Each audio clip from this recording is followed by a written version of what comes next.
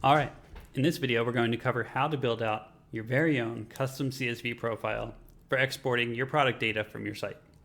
Creating a CSV profile is an amazing way to become more familiar with the nuts and bolts of your product data and how that data lives on your site. This skill is a great first step in preparing yourself for more complex data work in the future, like updating prices and inventory. Let's get started. First step is to hover over data and click on CSV Profiles. Once in the Import Profiles menu, you're going to hover over the green Add Profile button and go ahead and click it. Here's where you have to give your profile a title. Always recommend to give your profile as specific a title as you can. Something that will make sure that you know what this profile is used for exactly. So in my case, I'm building out a profile strictly for exporting product data. So we'll go ahead and name this one Matt's Product Export. That's about as specific as I can get, and I know I'm going to be using this profile to export my products. So because this is an export only profile, I'm never going to be using it for creating new products.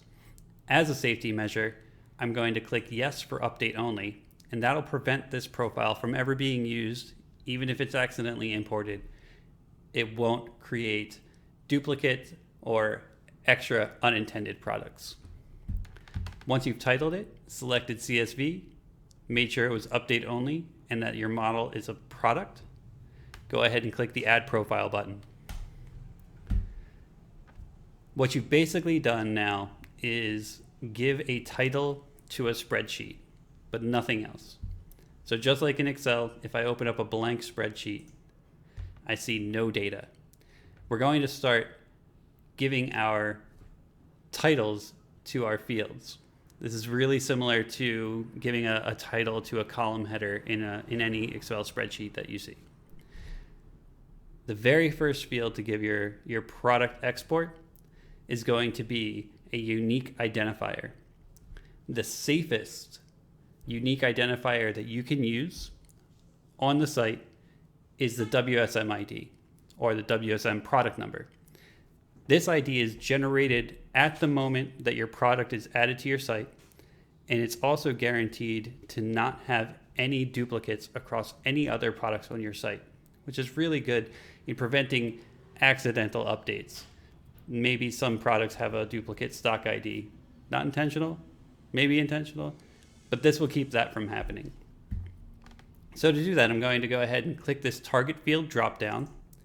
So this is the list of fields available in your product table. So all of your product data is stored in these fields. For our very first one, we're going to pick our very last option, which is ID. And I'm going to title this WSM product number. Also, going to the unique feature, yes, this is our unique. This is what the site's going to use to determine each row and which row is a new product. Once you've completed this, click the green Add Field button. And now we have our very first field. And this is basically where the product data stops being universal and starts getting into that custom realm of what your site uses for the products. What's the best way to tell what fields you need on your site? Is to look at one of your products. So pick your favorite product. For me, I like to use this category, my test and tune products. And let's pick the priority product. So we can see that we already have our first field, which is the WSM product number, right? We have our next one, which is product name.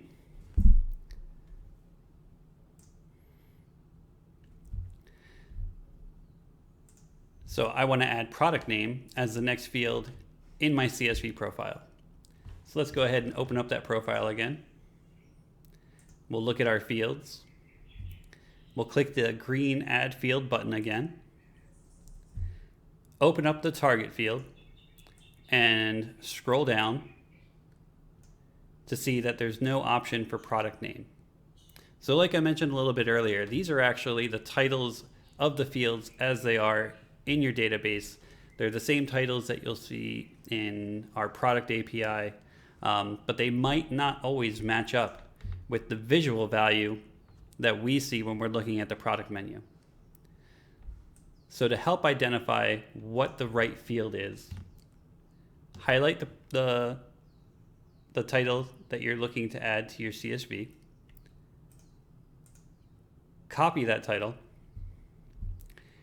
and then we're gonna go search our help articles. Now this is kind of a secret article, and it is very much a cheat sheet, but we're gonna look for import model products. You'll see the help bubble opens up the help.webshop manager learning base, and we'll scroll down to the bottom. And this is your cheat sheet for creating a CSV profile. It gives all of the different target fields and what they correlate to on the product menu. So how are we going to find that? What we're going to look for is this line right here, product menu field. So this is going to be the title of the field as you see it on the product menu. So we've highlighted product name, we've copied product name, and now while we're in the article, a quick Control F and a Control V, and we can see product name, but it shows up in special notes. That's not what we're looking for. We're looking for product name in the product menu field. Scroll down a couple times, and here's where we see it live. Product menu field is product name, and the target field I'm looking for is title. So now I go back into my CSV profile. I click into the target field drop-down menu. I select title, as we saw in the knowledge base article, and the source value is going to be the column header title. So again, as a safety measure and as a way of making the data easier for me to see, I use the product menu field as the column headers for the spreadsheet. That way when I export my product data, I can see what column the product data lives in, and I know exactly which field that's going to end up in when I run an update or run an import. Once we're added the source value, this is no longer the unique value, so we make sure no is selected, and we click add field. What's another common product value used in exports? Price. So again, I'm just going to go into my product menu of my favorite product. I'm going to copy the title in the product menu. I'll go into the knowledge base article for import model products.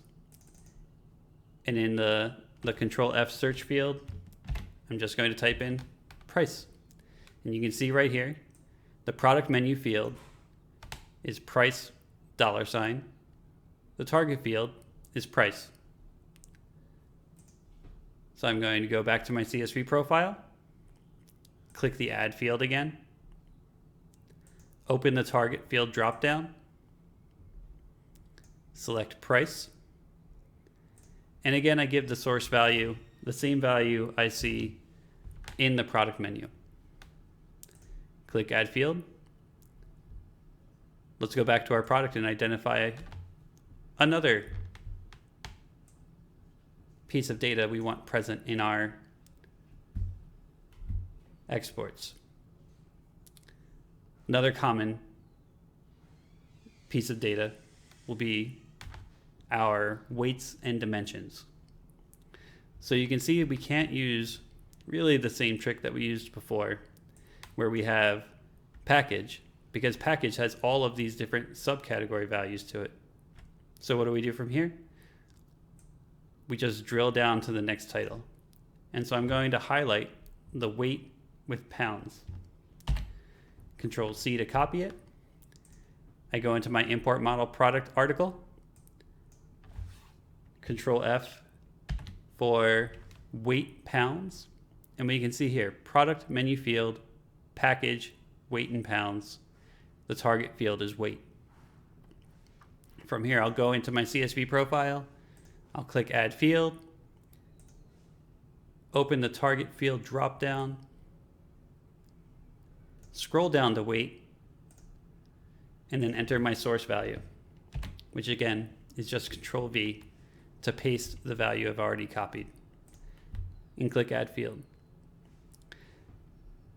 From this point, you'll just want to go down. You'll want to identify the data values on this product menu that you use on your site. So for example, we can see this product has a stock number, it has a dealer's number, but it has no UPC number. Maybe the site doesn't use UPC numbers, so I don't need to export that data. I don't need to export that column. But this is all customized to your site, and you're gonna go one by one and build it out. You might take 20 minutes, 30 minutes, maybe even 45 minutes to do this, but the great thing is that once you've completed the work, you don't have to go back and do it again. So as an example, you can see this is one that I spent time building out earlier, and it took me like 20 minutes to do myself, but I have all of this information that I can freely export from my products and see where it lives in my product data. Hope that helps you guys out.